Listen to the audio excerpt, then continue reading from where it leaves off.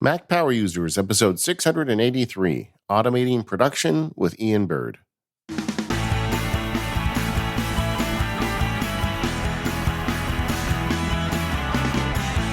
Welcome to the Mac Power Users. I'm David Sparks, but Stephen Hackett couldn't be here today.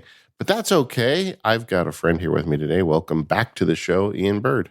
Hello, David. How are you doing? Excellent.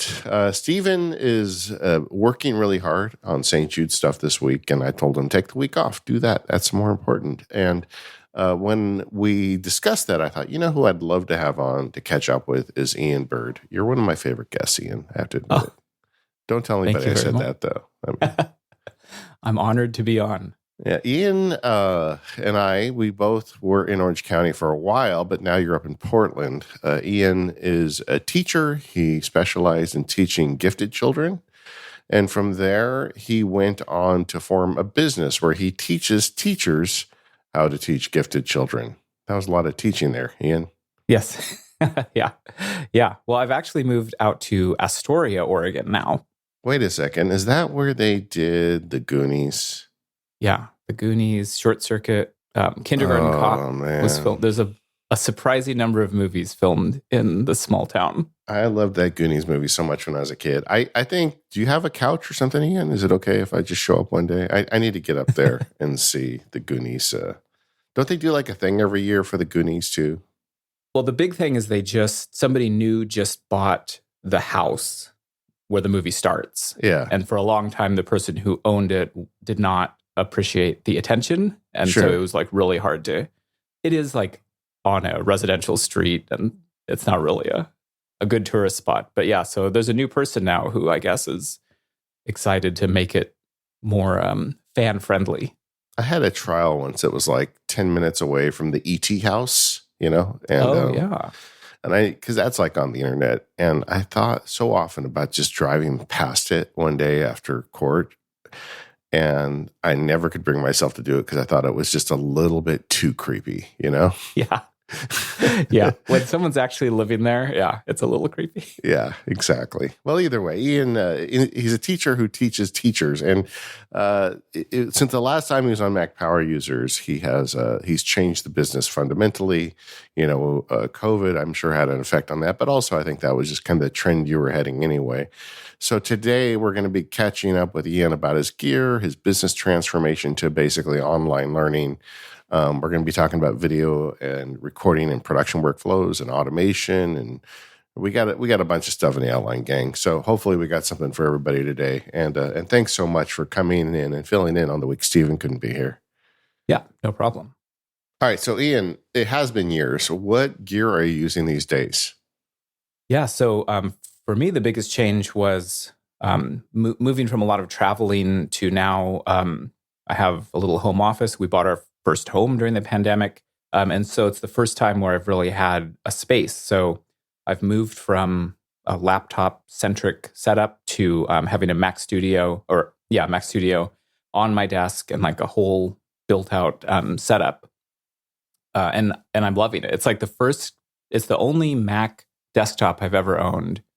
And I think it's like the first desktop I've had in like 15 years. Yeah, I mean, laptops got so powerful that for a lot of people, it just didn't make sense. And if you're going to school or going on the road, you want to be able to bring your Mac with you. The Mac Studio has been very popular. I've heard from a lot of listeners that bought them and love them. Stephen just sold his. He was complaining a bit about the fan, but I think he's a fiddly podcaster. But how has the Mac Studio been for you? It's been great. Like, I couldn't even tell you if it has a fan. I've never noticed it. Exactly. What I had bought the first M1 MacBook Pro, like right when it came out. Yeah. And it was such a big upgrade over my Intel 13-inch MacBook Pro, which the fans were constantly spinning up on that, and it was just kind of a frustrating experience. And that M1, it felt like it was 10 times the computer. Yeah. So I used that as sort of a desktop and a laptop for a while. And I was really waiting for, once I realized I'm barely traveling at all, I'm pretty much at my home office now, I could probably just set something up. I was really waiting for like a Mac Mini Pro, which which we just got. Yeah. yeah. So I'm glad that I didn't wait, because it would have been like a whole nother year. Yeah. And yeah, so once I saw that Mac Studio, I feel like it's a little overkill for what I need, but I don't know, I'll probably have it for, years and years. Well, I mean, that's true. Overkill sometimes equals headroom. It gives you more time with the device. Yeah, and I feel like, using the laptop and having to, take it out of its desktop setup and bring it back, it would just create friction, and I'd have to, eject the hard drives, and having this set up like this, I barely even notice that it's there, which I think is like the best compliment. It always works. It always turns on. Sometimes with the laptop, the monitor wouldn't turn on, or, I'd have to open it up out of clamshell mode, but I've never had any problem like that.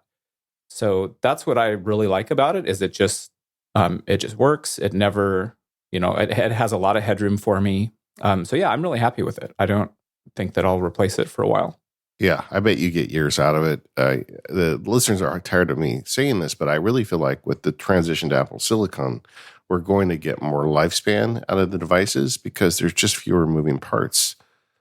It's like going from an internal combustion engine to an electric car. The carburetor and all the stuff that you've got that breaks on a regular car just isn't there anymore. So the fewer things to break would hopefully equal longer. Yeah, and I use all of the ports, so I no longer have like a hub that I have to have plugged in.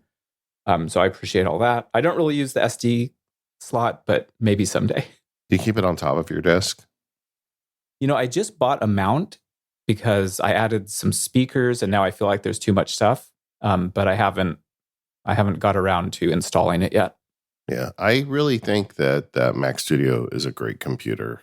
And I think Stephen would probably agree too. It just wasn't right for what he was doing, and he wanted a MacBook Pro. But I think that it's really good, and it's not a pro computer in the sense of it doesn't have plug-in ports. But now we're getting all these weird rumors. I've been talking about this in the Mac Sparky Labs, that they're talking about this may be the only Mac Studio, and that the Mac Pro will be a lot closer to what you have, but maybe with external port support. I don't know. I mean, yeah, it'll be really interesting to see what ends up happening. Because like I said, I could probably do fine with a Mac Mini with like the Pro chip. Yeah. Well, we have a lot of listeners that have bought those in the last month and love them. So, I think Apple is doing great on Mac hardware. But it is interesting to me, when we spoke with you last, you were a big proponent of the iPad. In fact, I have quoted you many times over the years. I don't know if you listen to this show, you probably heard me say it, but that when you told me once, I look at the iPad as a way to determine things I should delegate. If I can't do it on an iPad, I delegate it. I thought, man, that is brilliant. And but I don't even see the iPad on your list anymore. Is it still a thing for you? It's really not a thing.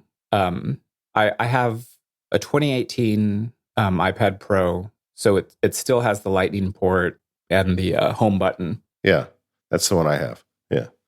Yeah, and it's just... Oh, wait, it's not. I have the one after that. I have the first one it's after like the older... Yeah. It was like the 10.5 size. Yeah.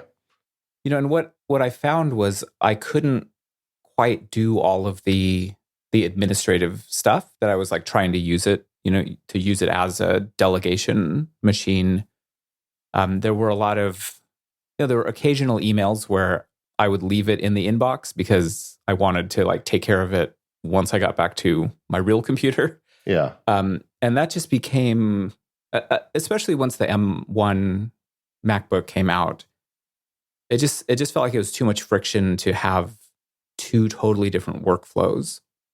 I feel like the MacBook Air in particular really like closed the gap. Like before it was the MacBook Air even had fan noise and low battery life and no instant on, and the iPad had all those things. And then the MacBook Air with Apple Silicon got that. Now, We still don't have the cellular radio, but most everything Yeah. else is just kind of there for you now in a Mac if you Yeah. want. And that's really the one thing that I do miss about. I mean, I like the size of the iPad Pro, like it's just a little bit smaller.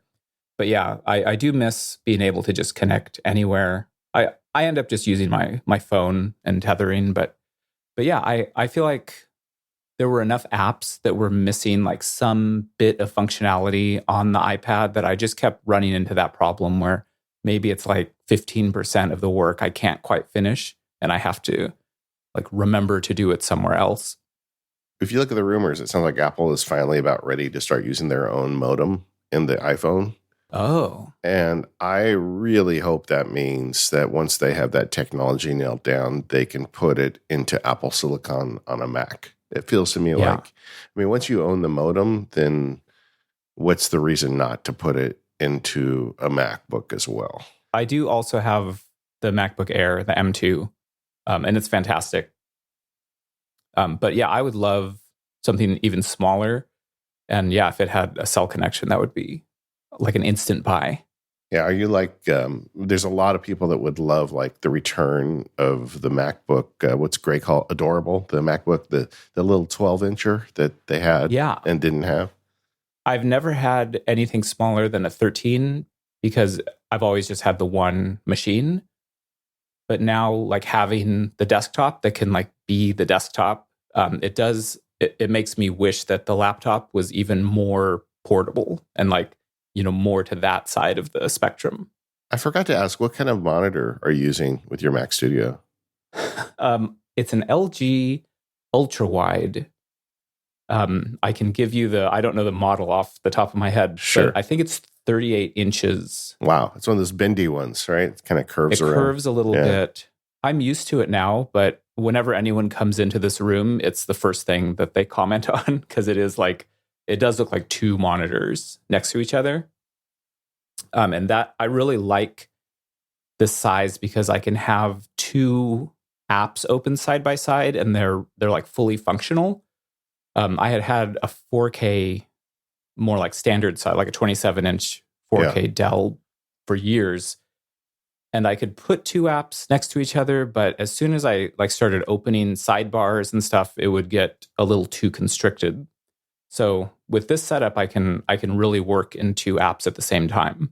I had traded my iMac Pro for a big one, and if I didn't have this one, I think I would be tempted by those widescreen monitors for just that reason, just having the side-to-side screen real estate.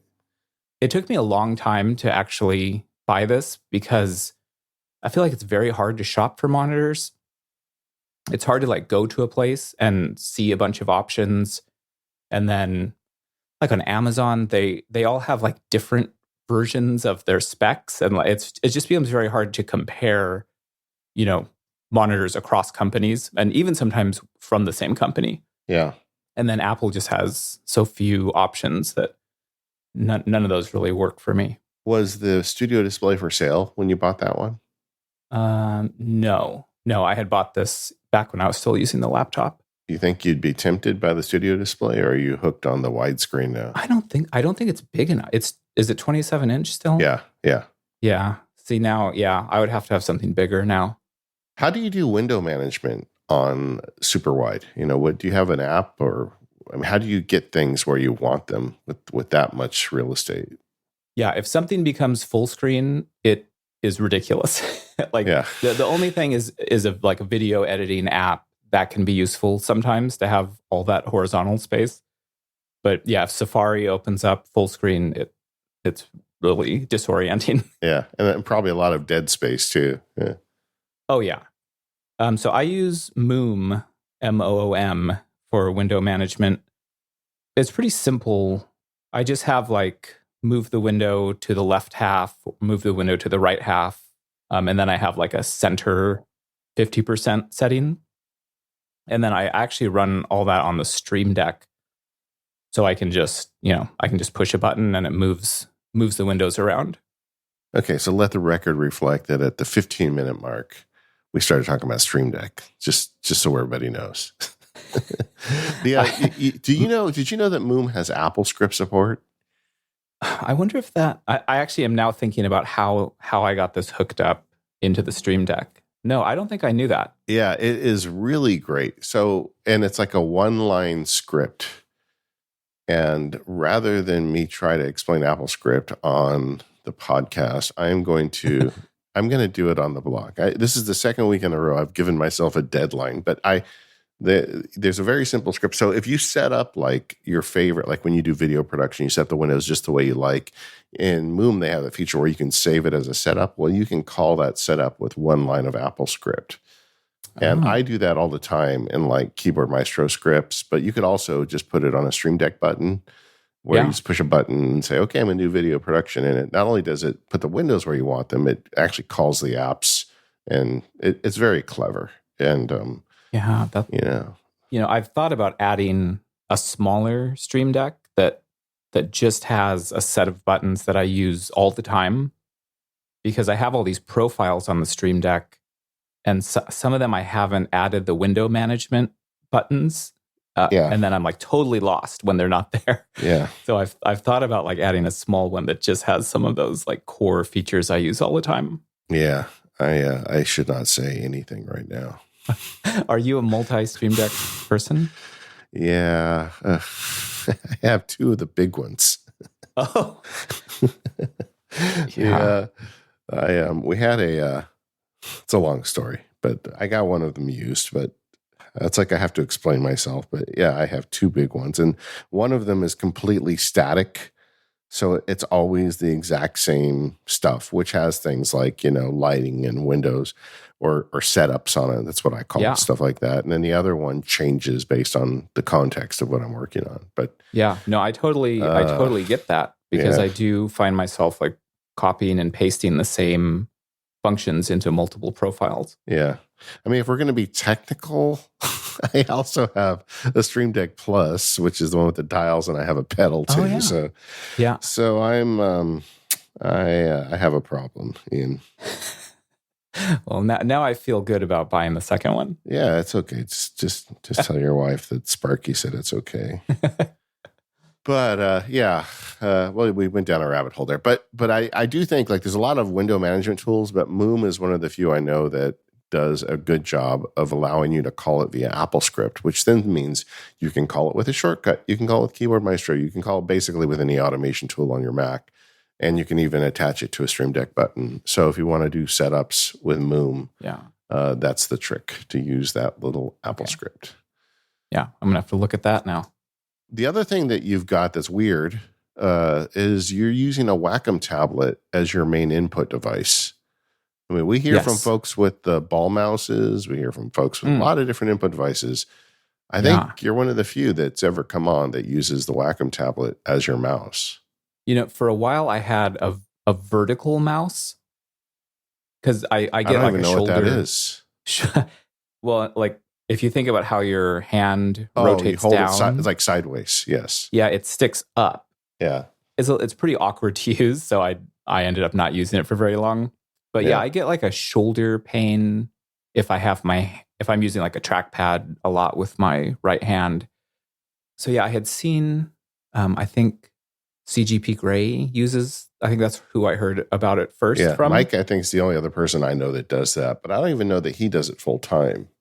Yeah, well, I didn't intend to do it full time, but it feels really natural for me. And then at first it is a little bit awkward, but I've used it for a few years now, and it is, I really prefer using the pen. And there's like a few setup things you have to get right, but it really solved like that shoulder pain that I was having. And I don't know, I feel like it has a very natural feel to hold a pen that way, rather than like rotating my hand down to use a mouse or a trackpad. Do you do a lot of drawing with it, or is it just really as a mouse? It's almost entirely like a mouse. Once in a while I do drawing, or if I'm doing any like photo editing, it's especially helpful. Yeah, I find it really useful for just using it as you would use a mouse. I do have a trackpad on the left side, because you can't really do the like pinch to zoom and those like multi-finger gestures that you can do on a trackpad. Yeah. So if I'm like scrolling, things like that, I'll use I'll use my left hand with the it's Apple's trackpad. But most of the mousing I use the pen. Like I was thinking, because you do a lot of video editing, isn't that hard to like get the scrub point with a pencil? Like you got to land it exactly the right spot, or am I just making this harder than it is? I mean, a lot of the video editing, like it will snap to like where you want it to go. So I think that handles a lot of that. It's definitely not. You lose some of the precision, I think, because it isn't like an Apple device. Yeah, I keep it plugged in, which helps a lot with the latency. sure. Like I keep the pad plugged into the computer, and then you don't have to keep it charged either. Now they have like the Wacom now. I never know if it's Wacom or Wacom. I think it is Wacom. I've always said Wacom, but I think Wacom's right. But they have a lot of different sizes now. You know, it used to be a thing, but now you can get them kind of small, kind of big. How big did you go with it? I'm pretty sure this is a medium size, and I don't think I could get any bigger than that. I think this is a good size for just like the kind of work that I do, and it's still small enough to keep, you know, with the keyboard and the trackpad. Yeah. I don't use like any of the buttons that are on it. It has like a scroll wheel and stuff. I've like tried to use those, but because I've got my other hand on the keyboard, it's just like easier to use keyboard shortcuts. Yeah.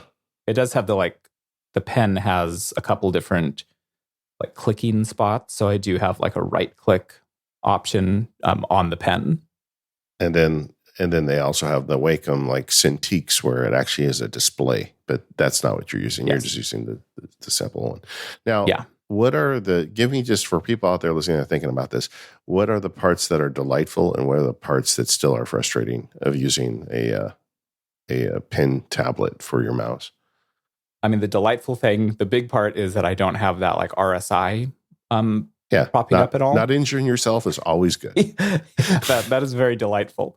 But it does like I like the way it feels when I'm using it. If I do end up using a trackpad instead, it just feels a little bit different. I don't know if it's because the movement is bigger or something, but it feels kind of nice. I mean, people talk about that with like taking like handwritten notes. You know, there's like something about that movement that feels good in some way. Yeah. But there's occasionally times where it will like not pick up something that I'm trying to drag. That is a little bit of a problem, just because I think it doesn't have that same connection to the system that the Apple products do. Do you ever use it to like handwrite notes, like open up like an app like GoodNotes for Mac and just start handwriting on it? I haven't done anything like that extensive. Sometimes in my videos I will have something handwritten, but it's pretty small. So I've never done like paragraph writing. Yeah. I think it would be hard. If you use it in something like Photoshop or any of those, you know, they support a lot of like tilt and pressure that you don't really get in something like Keynote. But that's a pretty amazing feeling, is, you know, having it feel like it's a brush on the screen. This episode of the Mac Power Users is brought to you by Text Expander. Get your team communicating faster so they can focus on what's more important. With Text Expander, your team's knowledge is at their fingertips. Text Expander is the tool that helps you get your text faster and more automated, and it works great with your teams. It keeps everybody on the same page by getting information out of silos and into the hands of everyone that needs it. With Text Expander, you can share your team's knowledge across departments, so your team is sending out a unified message to your customers and isn't spending time reinventing the wheel.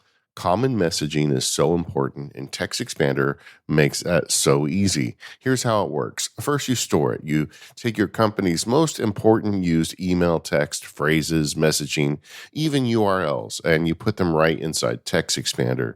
And then you share it. You get your whole team to access all the content they need to use every day. They can organize it by department and then expand it and deploy the content you need with just a few keystrokes on any device across any apps you use.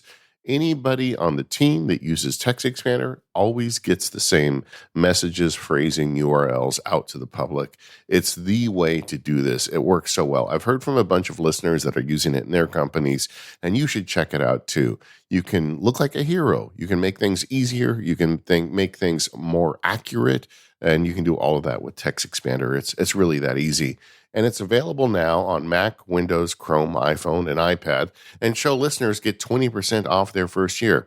So just think about that. You bring this into your company. Not only do you help them out, but you also save them 20% when you go to the link textexpander.com/MPU. So head there right now, textexpander.com/MPU to learn more and sign up.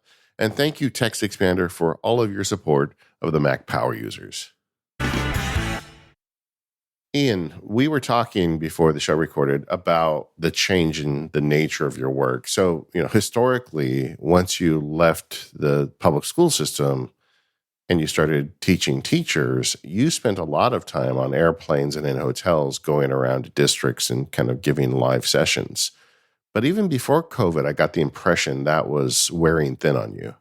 I had done that for about 5 years. I was at the peak, I was doing like 100,000 miles a year flying around. And my dad did a lot of travel for work. A lot of people who travel a lot, like you do hit a point where you're just like burnt out. At first it's fun, and then it just kind of becomes repetitive and you're kind of dealing with the same issues over and over. So I had started, after I left the classroom, I had started like a video website, but I didn't really do much with it for a while. And so as I started to feel that like burnout from traveling so much, I started to seriously think about what I could do with this video site.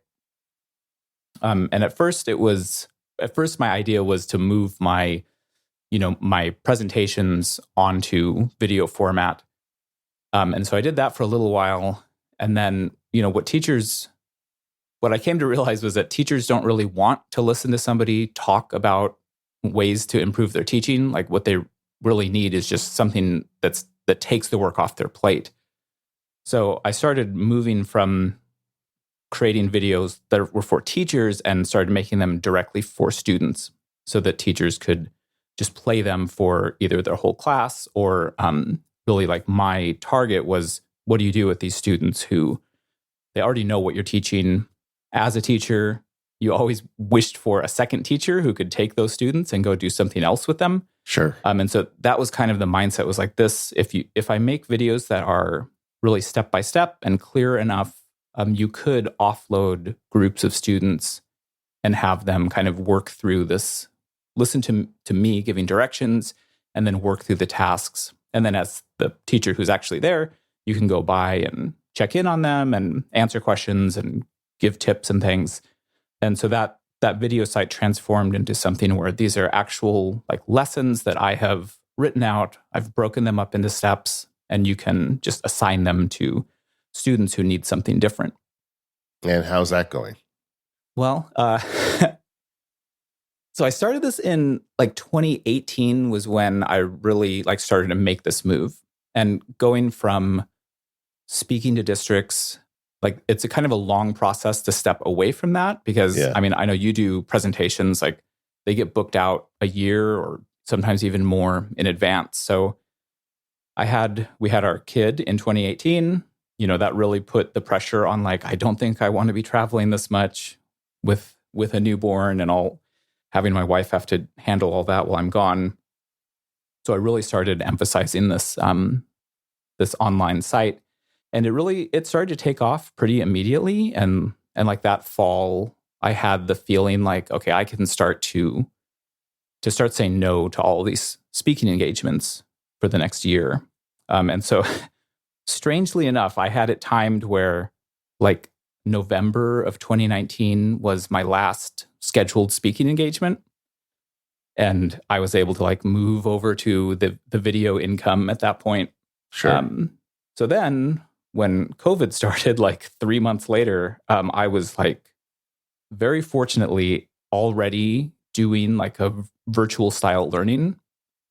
And I had been working on it long enough where I felt pretty confident about it. Like it wasn't something that I like threw together in a panic to try to meet this new need. So I felt pretty like confident in pushing it as a solution for teachers who had to suddenly move to virtual solutions. And so, yeah, so that after I started pushing it in 2018, and then with COVID, it really took off. And then it's continued to grow since even after the pandemic has, or like schools have totally opened up again. Sure. People enjoy it, and I get a lot of good feedback. So yeah, so I'm very happy with the new version of the business. It must have been so helpful for teachers that were struggling during COVID to kind of get things set up to have kind of canned lessons that you were creating that honestly fit right into the virtual teaching environment because they were engineered that way. Yeah, I was so fortunate because like my specialty is like gifted education.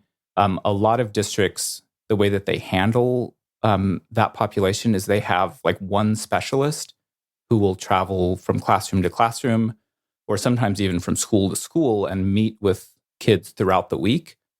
So I had engineered the site to allow for that, where you're not going to be with this kid every day. And so it was a pretty easy transition to, well, you're never going to see this kid for like months, because I'd kind of already built that into the website. So yeah, a lot of things like worked out well. I was like a little bit early to this.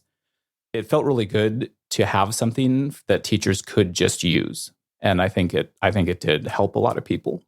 Well, I can tell you a lot of listeners are doing something online in terms of not necessarily education, but training or online-based business. And you also had to build all that out at the same time. Can you share with us some of your favorite apps and services that help make all this go? Yeah. So when I was mostly doing the consulting, all of the like business side was pretty easy. I just had my email address. I would just email with, whoever was hiring me, just a few invoices here and there.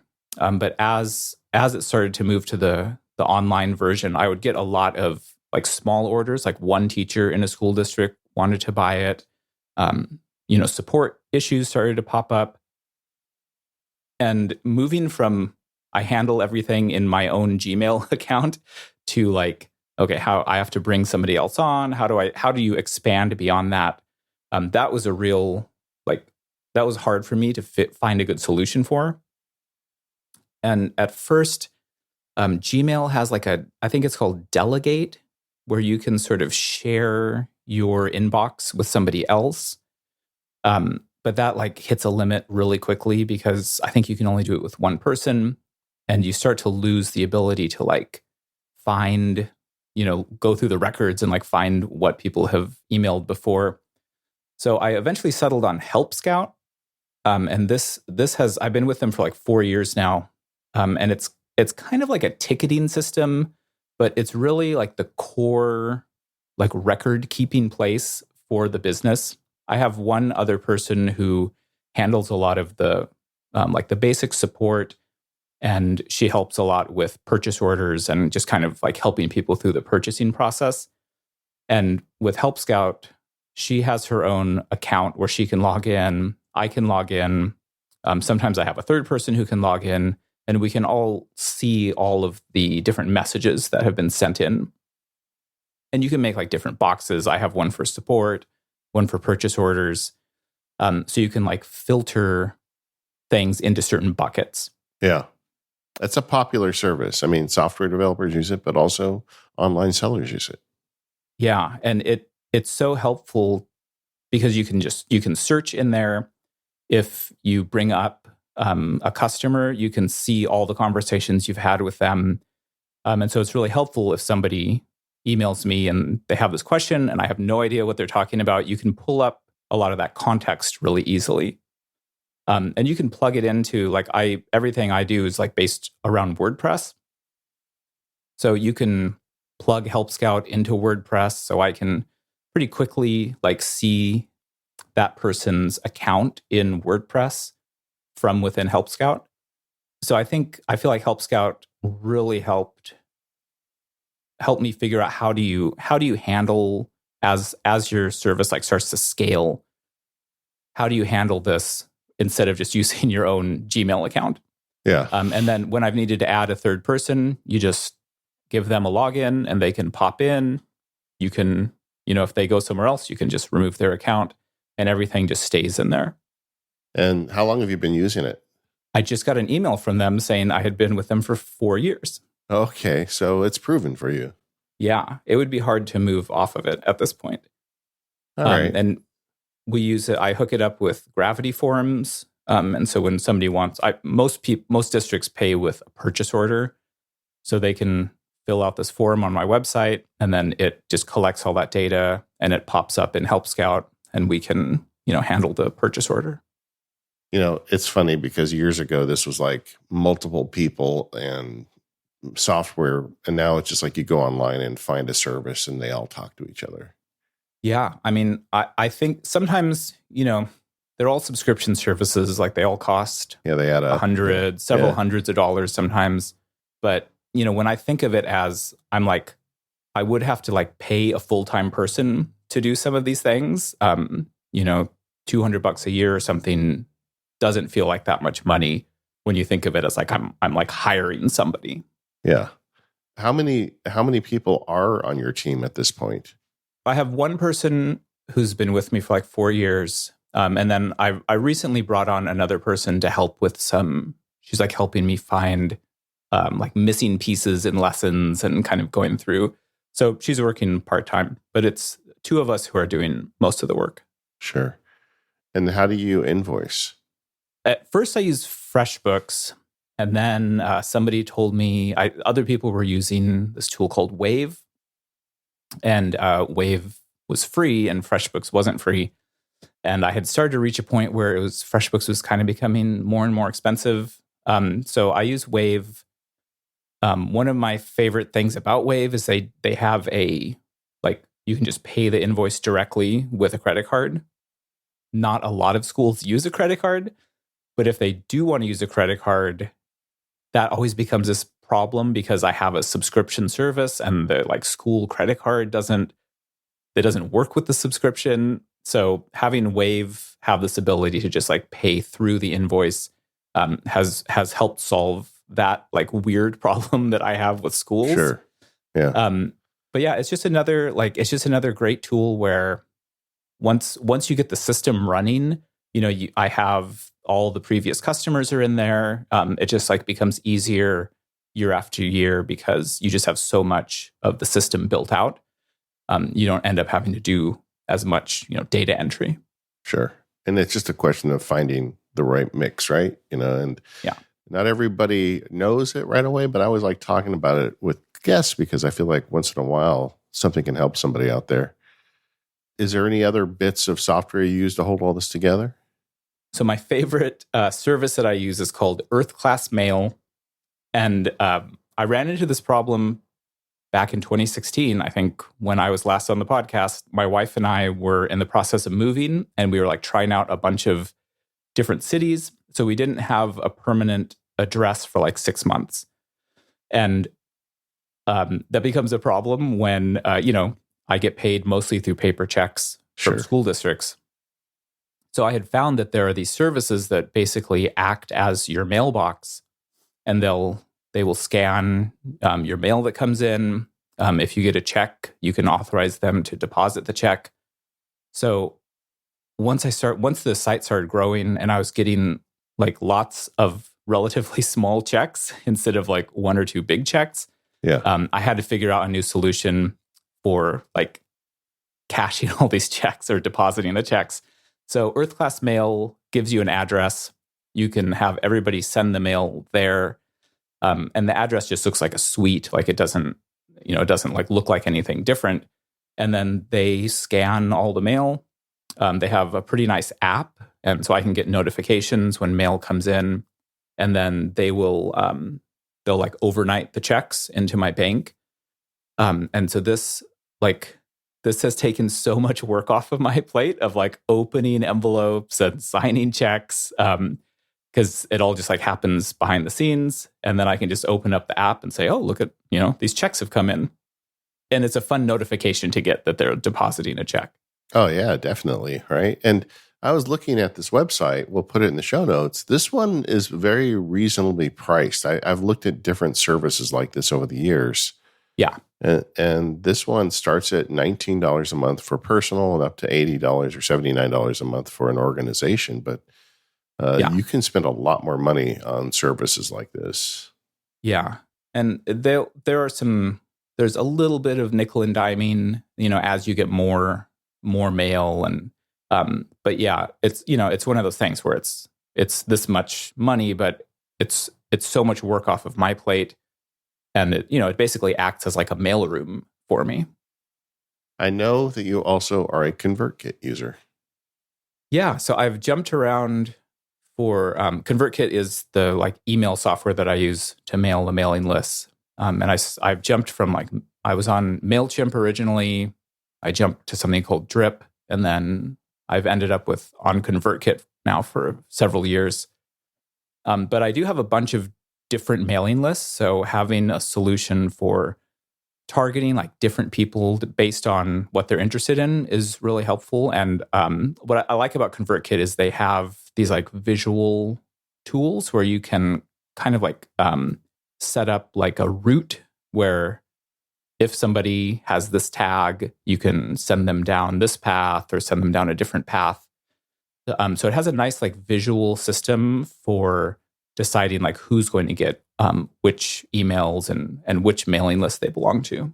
Yeah, it is. I use it as well, and I think they're cool. one of the better ones. And also, like if you want, you can have it turn off the tracking pixel and stuff, so it's not as creepy. So that they're just whatever it is that you want, they will accommodate you, and I like that. Yeah, I feel like Mailchimp started going after much larger accounts, and it seems like ConvertKit has stuck with people who are like our size, like kind of small indie businesses. This episode of the Mac Power Users is brought to you by Electric. Unbury yourself from IT tasks and get a free pair of Beats Solo 3 wireless headphones when you schedule a meeting. Just go to electric.ai/MPU. Turning a small business into an empire takes work, and you have to keep your ear to the ground for things that will help you take it to the next level. But this can be hard when your attention is pulled in different directions, because that's the reality of being a boss. The team over at Electric knows small businesses, maybe like yours, face these challenges. That's why they've solved this problem for you by operating as your IT department.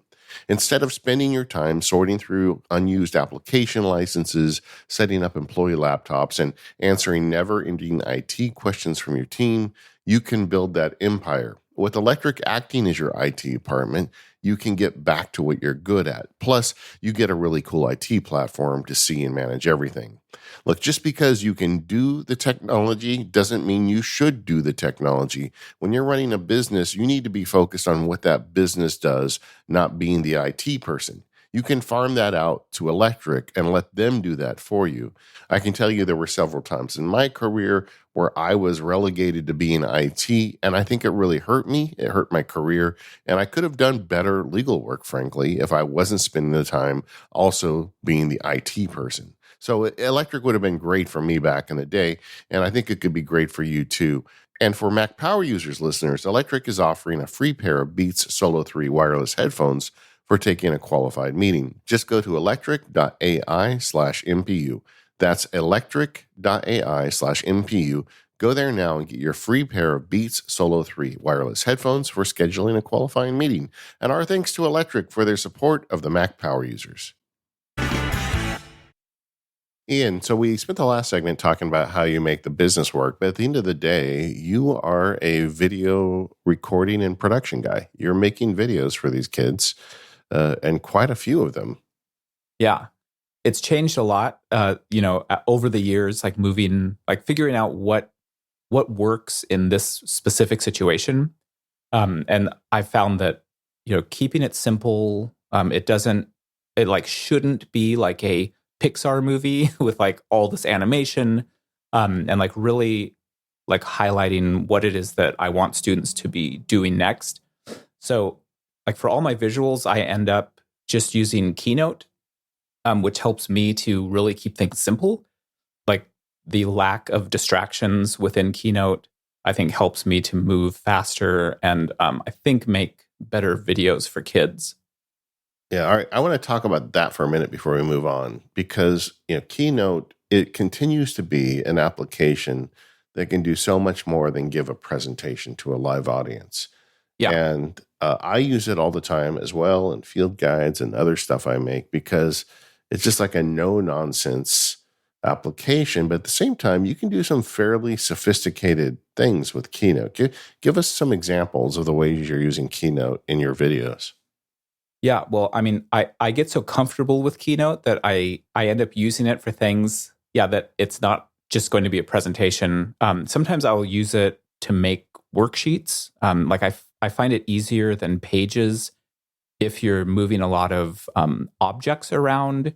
If you're doing like worksheets, you have to have like boxes for kids to write in, and you need things spaced out a certain way. And I always find like a word processor, I'm really like wrestling with what it wants to do.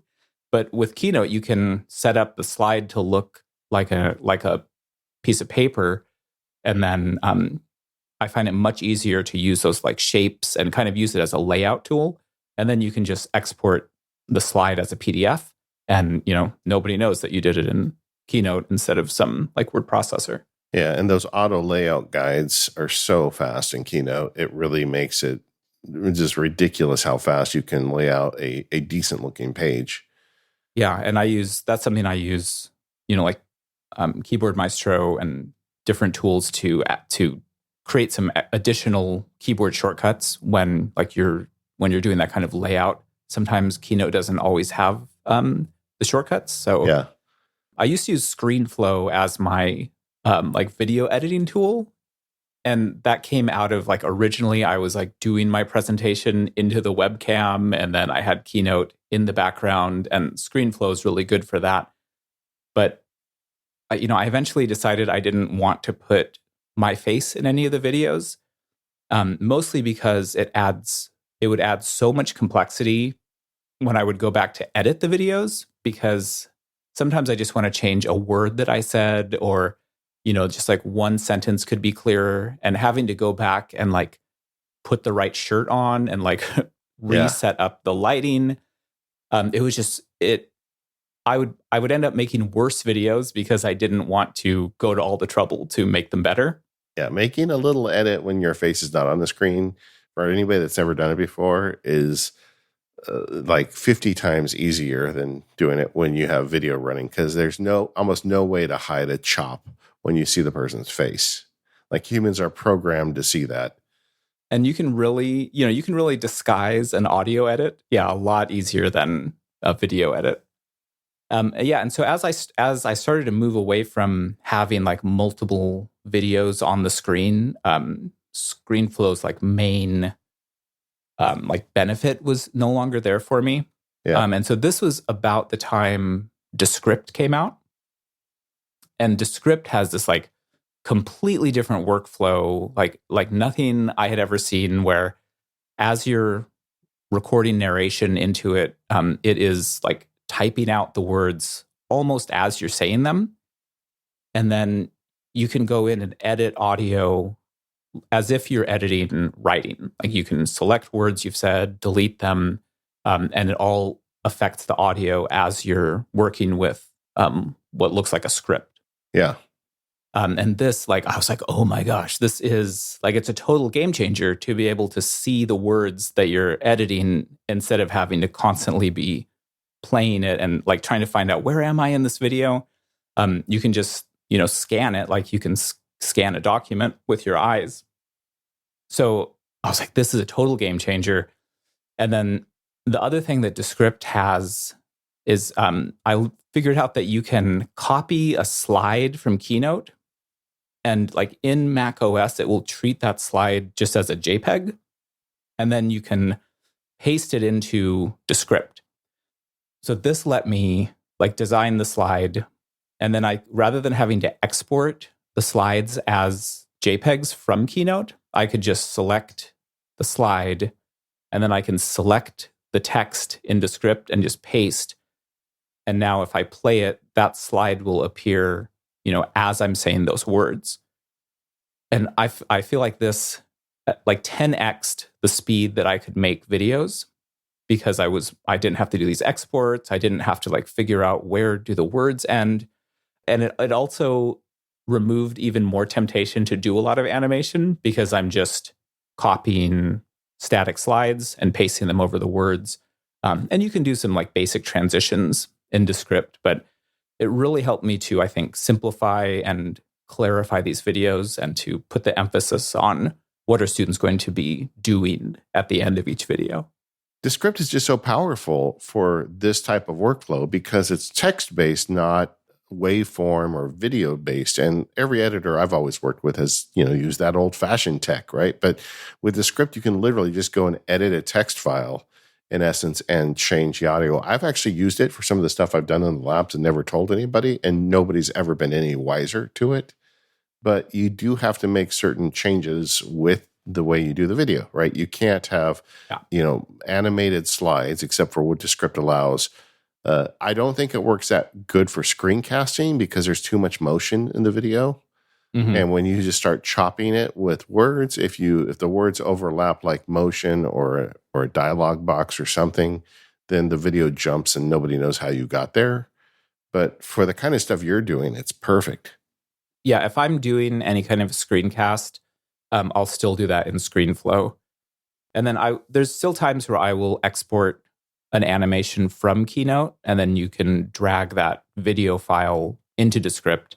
For me, it's usually if I'm like scrolling through a worksheet to show students like different parts of it, you kind of want that transition so they have context. So there are still times where I'll bring in animation from Keynote, and you can just add video in as well. Yeah, but make sure you do that after you're done with the audio edit because you don't want to chop it up. Yeah, because Descript, it ends up tying the audio to the video in a way that doesn't really happen in other video editors. And then it also has this AI voice feature where you can actually just type what you want it to say, and after you've trained it, it will say the words in your voice. And it doesn't really work well for like full sentences, but sometimes there's like one word that I want to change, and if I use that, they call it overdub. Sometimes it will produce a realistic enough version of my voice that nobody can notice. And I'll play it for my wife, and I'm like, "Can you tell what the computer said and what I'm saying?" And if she can't notice it, then it just helps to simplify the process of like refining the video so that it's like as good as it can be, where I don't have to go and like re-record a whole sentence. I mean, right now, we're basically there with the AI technology to simulate anyone's voice where you have enough sample. Like if you dumped all the hours of Mac Power users into the system, you would be able to recreate my voice convincingly. Yeah. And I think in a few years, it'll be where you don't even need that much sample. Don't believe anything you hear, I guess, is right after don't believe anything you see. Yeah. But yeah, so Descript for me, it has just really simplified and like accelerated my workflow, where I feel like I can get videos done, in one day where it might have taken me like a whole week to get them all done using other tools.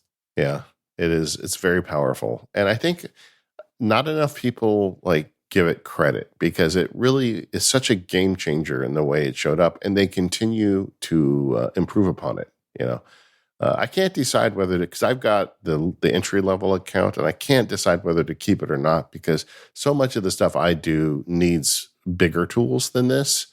But man, then once every month or two when I use it, I'm just like, this is amazing, and it's so fast. How long until I can do this for everything? Yeah.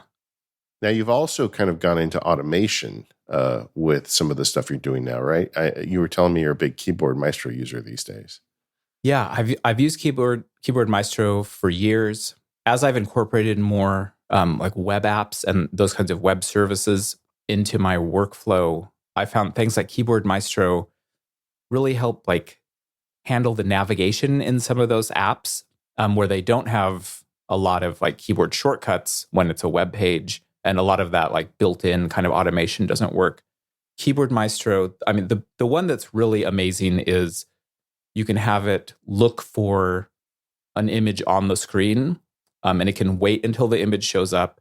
And then when it sees the image, it can act on it. And so what you can do is just like take a screenshot of a button that you want to click, and Keyboard Maestro can look for the button. And then once it sees it, it will simulate a click. And then you can have it go through like multiple menus once you like start to build that out. And I find it so helpful for like Google's web apps, like Google Docs and Drive. I'm always like befuddled by like where everything is. And so having these Keyboard Maestro scripts, I assign them on the Stream Deck, and then it's like one button and it will do all this work for me and then put something onto like the clipboard that I can go use in another app. And again, it just like streamlines these repetitive tasks.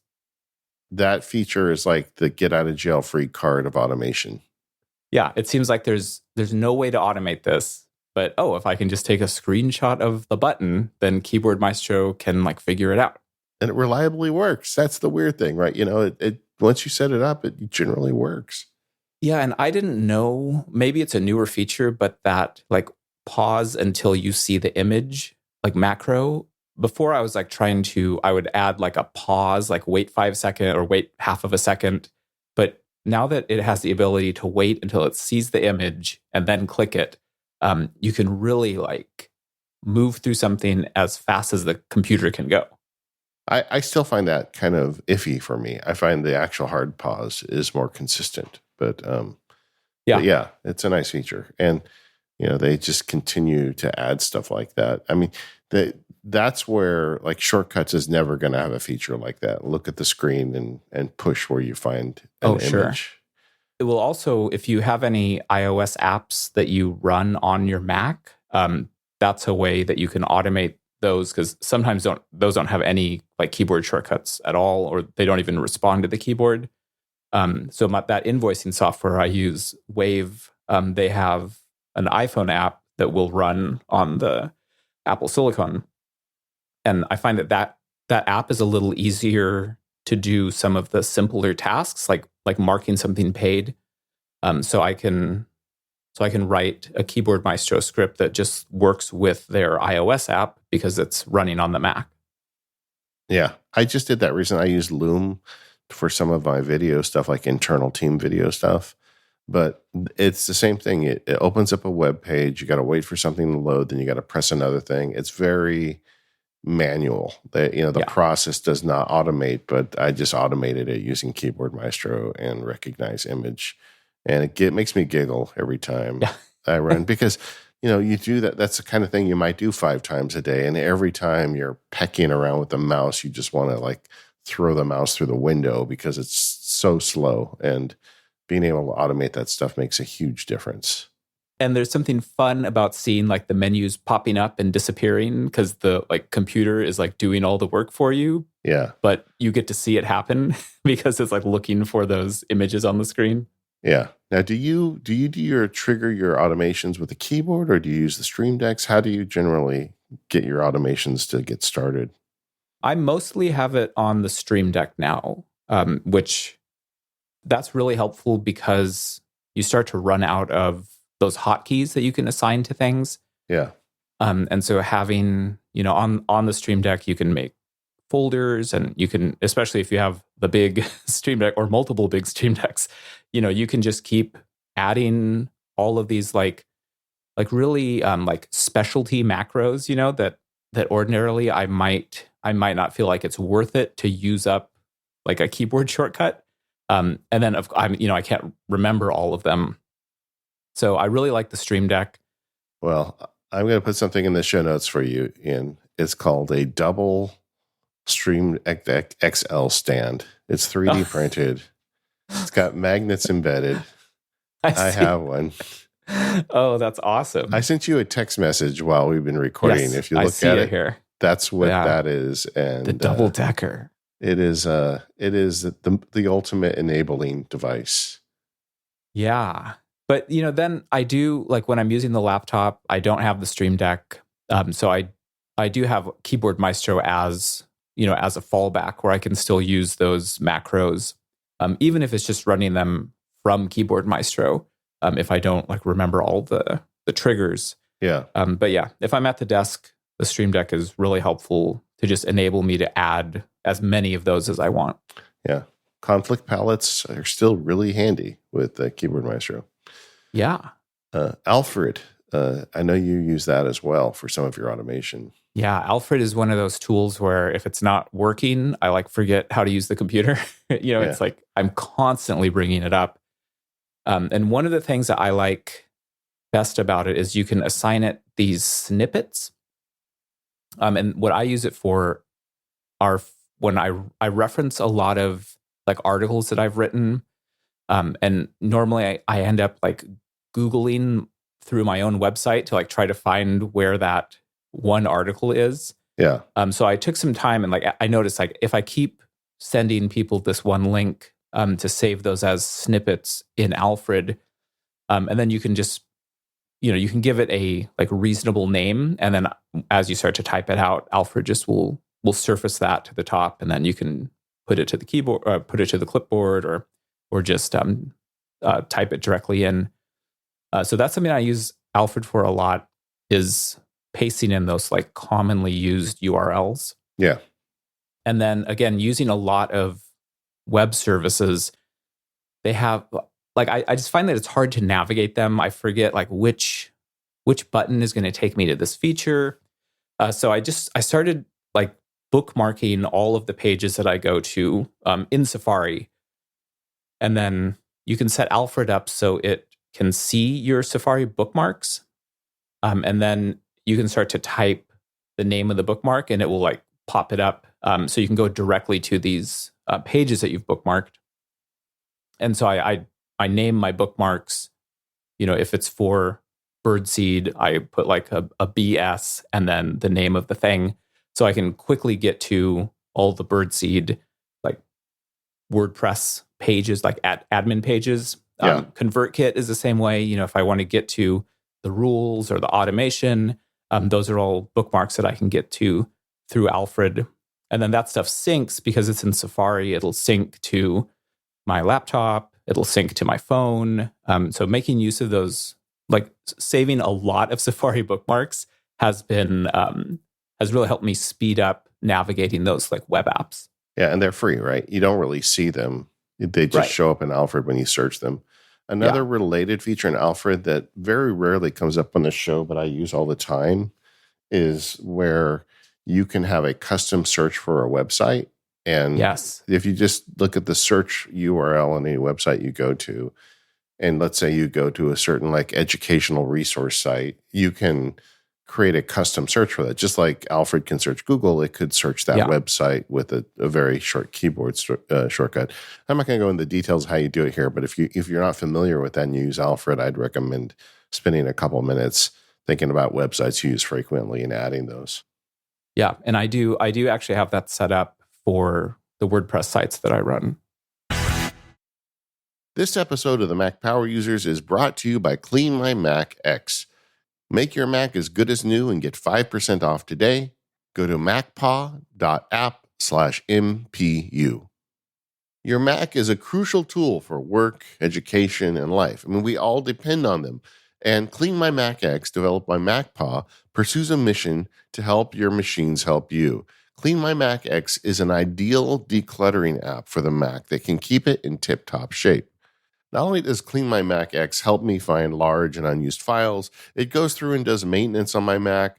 It looks for big chunks of data that I don't use any longer and gets rid of it. It looks for malware. And I particularly like the optimizations it'll do. It will go through and do all those scripts that I used to do by hand in the terminal. It is remarkable how much junk your Mac can accumulate if you don't keep on top of it. But Clean My Mac X does all of that for you. In fact, there are 29 tools in total to prevent the most common issues Mac users have, like preventing your Mac from catching malware, or preventing overheating, or speeding up performance, or finding hidden junk folders. Clean My Mac X is notarized by Apple, so it's been checked for security, and it won the Red Dot Award for Best Designed Mac App in 2021. In the free version of Clean My Mac X, you have a free menu app to check your Mac's health. Clean My Mac has been around for 14 years and basically invented Mac cleaning. All Mac Power Users listeners get 5% off. Check out the link in the show notes now or go to macpaw.app/MPU. Once again, that is macpaw.app/MPU or click on the link in the show notes. I use this app regularly. I really trust the developer, and I feel like they've done a great job in developing a tool that does all the drudgery for me and keeps my Mac in tip-top operating shape. If you're looking for one, this is the one. And our thanks to Clean My Mac X for their support for the Mac Power Users and all of Relay FM. All right, Steven's not here, so I feel free to be a hippie today, Ian. Okay. You have had an impact on me. Years ago, you wrote a post about how you did these retreats that I picked up on, and I do them. I would say you and Mike Schmitz have both influenced me on that, but I find personal retreats very valuable, and I know you do them a lot as well. Yes. Do you still do them? And share with us a little bit of kind of your workflow for a retreat. Yeah. So I got this idea from it's a podcast called Startups for the Rest of Us, and they talk about this founder retreats. And yeah, if you like run a business, it's important to take time where it's not a vacation, but you're also not directly like doing your day-to-day work. And so the way that I've done them, they've ended up being quarterly for me because that just ends up being like the rhythm where I find myself like forgetting what it is that I want to be doing. And often I'll realize, oh, like a quarter of the year has passed. It's time to do a retreat. So I try to do 2 nights away. And the idea is to go somewhere that's not very exciting. You don't want to go to like Vegas to do a retreat, but something that's like in nature, go to the forest or the beach or something, and really like unplug from the usual routine. And it's really about like trying to plan like, what do I want the next 3 months to be like? And a big part of it is like the first night for me is always reflecting on how things have been going. And I always like ask myself, I got these 2 questions from this other podcast, but like what is what's giving you life and what is taking life away from you? And I find those questions to be so useful because it's really obvious, like right away, what in the last, year or so has really been like feeding me and what is like killing me. And then the rest of the retreat is really like, once you realize these are some things that I need to like get rid of or reduce, that's what the retreat like becomes about. Like, how am I going to change some things in the next 3 months so that I have more of the life-giving moments and fewer of the life-draining moments?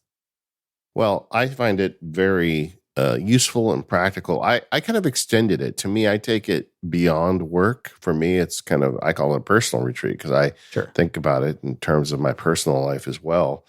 But the thing that's interesting to me after having done this now for a few years is that the process refines. Like the big problems you're solving the first couple times you do it become solved problems. And then after that, you're working on smaller problems. And, bigger problems can show up, but I do find that overall it allows you to really kind of dial in over time. Yeah, I think I've been doing it maybe like 4 years. I mean, COVID kind of messed a lot of it up where it was hard to take a retreat for a couple of years. But I would just go to like a hotel, like in just down the street, even like just removing yourself from your usual routine.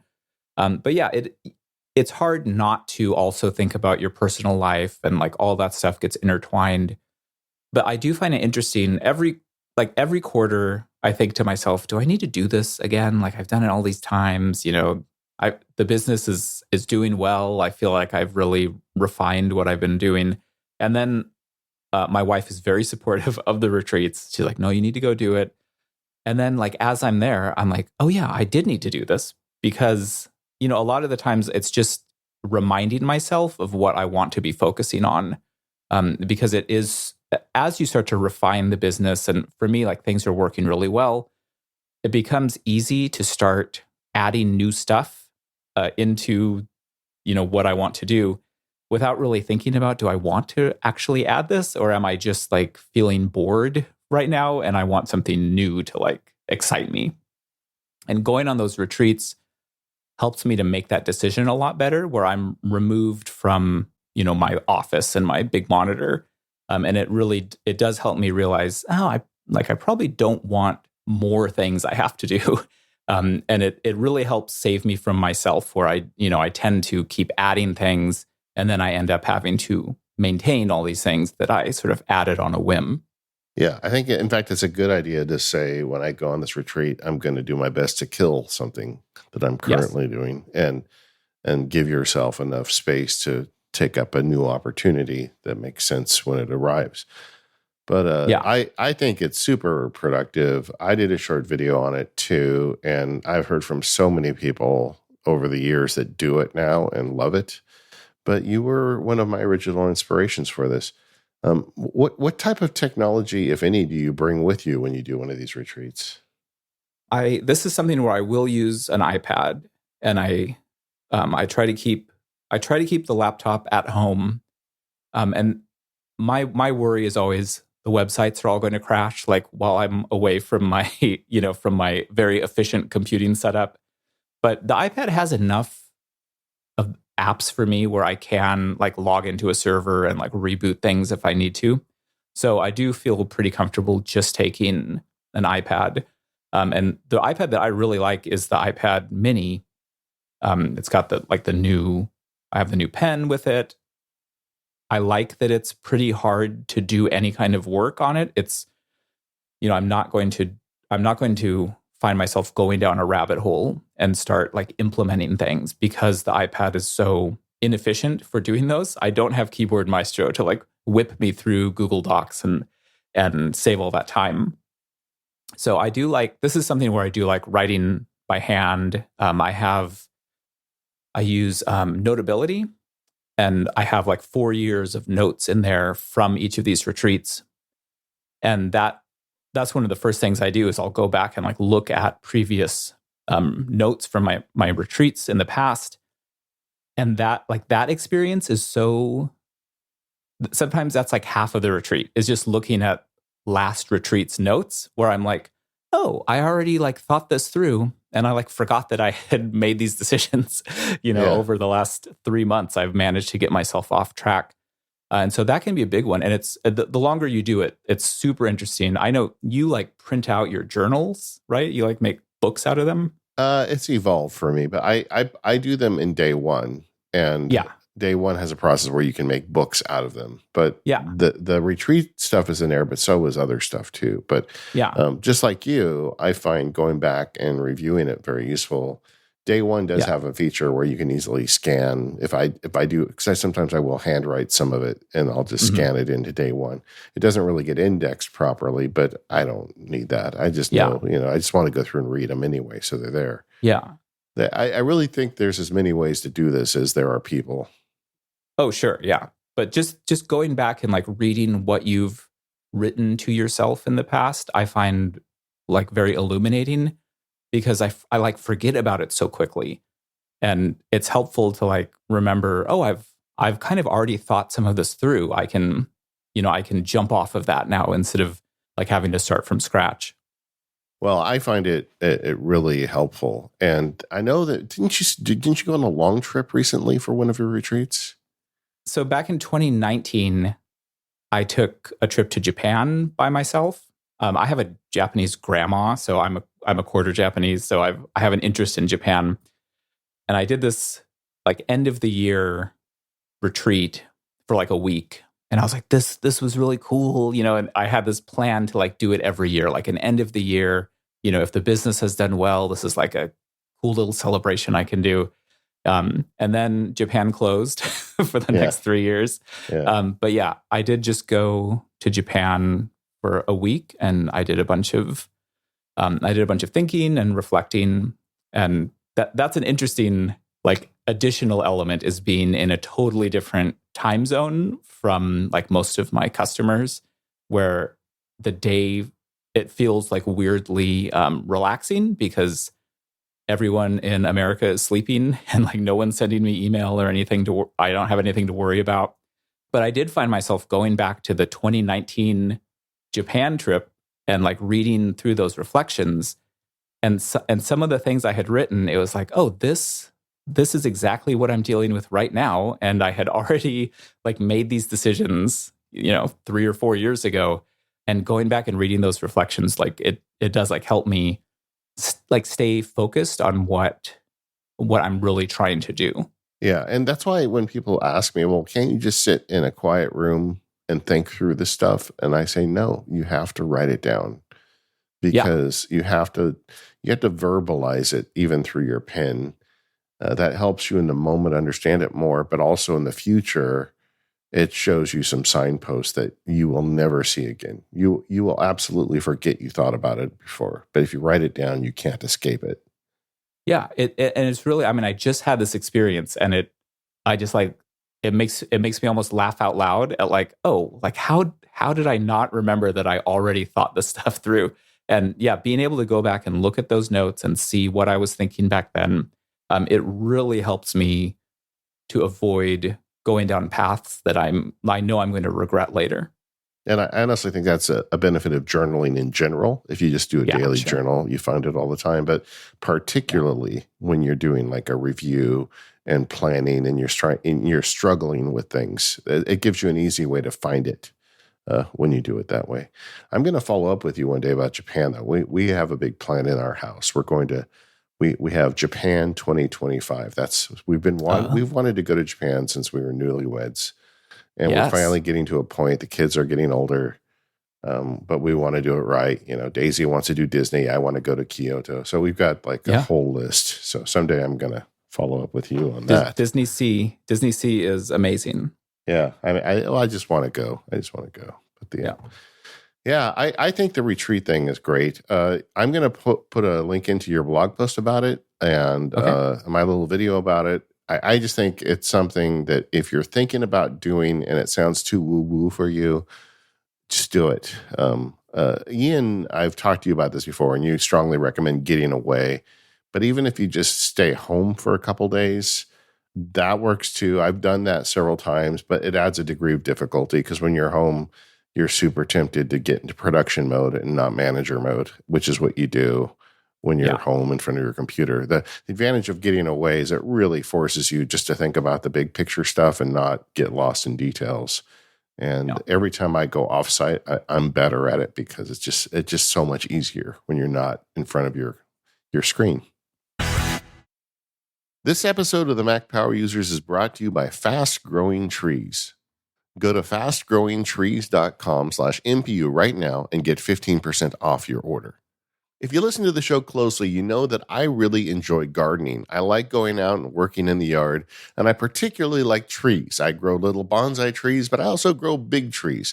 And I'm really happy to welcome Fast Growing Trees as a sponsor to the Mac Power Users. With fastgrowingtrees.com, you can breathe some life into your own backyard this spring. From shade to fresh fruit to privacy and natural beauty, let fastgrowingtrees.com help you plant your dream garden with their expert advice and fast, reliable shipping. FastGrowingTrees.com's plant experts curate thousands of easy-to-grow plants, shrubs, and tree varieties for your unique climate. Mayer lemons to evergreens and everything in between. A lot of us want nice greenery around our homes, but it can be hard to know which plants will do best. But you don't need to worry about that because you get a customized recommendation based on your specific needs. And their plant experts are always available to help keep your plants growing healthy through the season and beyond. So no more waiting in long lines and hauling heavy plants around. You can just order online and your plants arrive at your door in just a few days.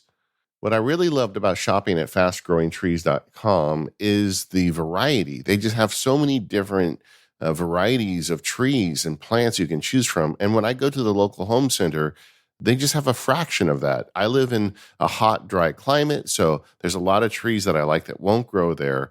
But the ones that I want, they don't stock locally, but Fast Growing Trees has them. I ordered a Chinese pistache tree out of Fast Trees, and I can't wait to watch this thing grow in spring. In the fall, its leaves turn a deep red, which is going to be beautiful, and it's going to give me a ton of shade in my backyard. I just can't wait to get this thing really growing. Spring is here, and it's a great time to plant a new tree. Do it with your kids and make it a fun event. And with fast growing trees, they have a 30-day Alive and Thrive guarantee, so you know everything will look great. Join over 1.5 million happy fast growing tree customers. I'm among them. I'm going to be buying more from them. You can go to fastgrowingtrees.com/MPU right now to get 15% off your entire order. That's 15% off right now at fastgrowingtrees.com/MPU. And our thanks to Fast Growing Trees for their support of the Mac Power Users and Relay FM.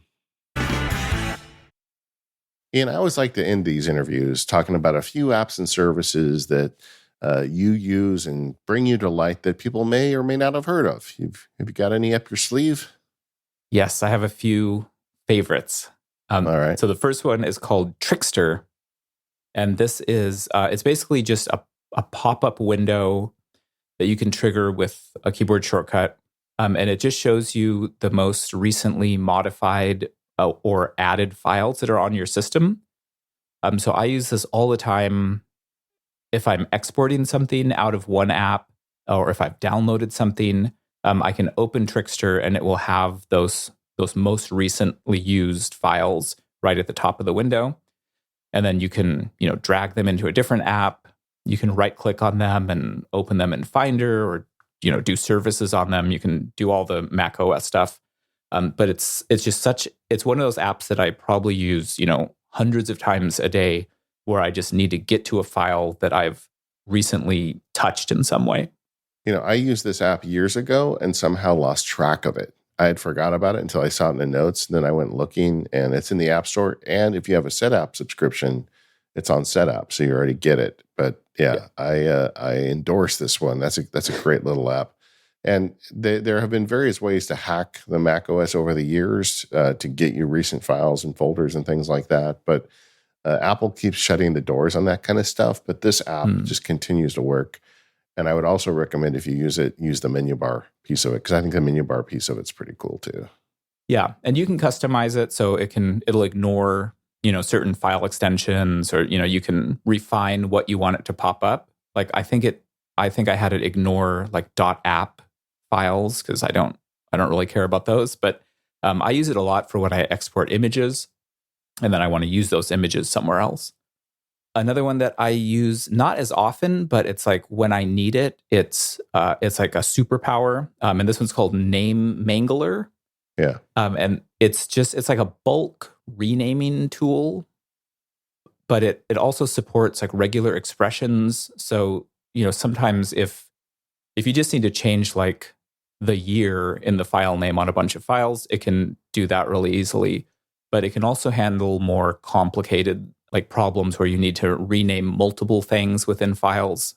It is like a specialty app, but sometimes I'm like, oh, this is a job for Name Mangler, and it saves like all this repetitive work.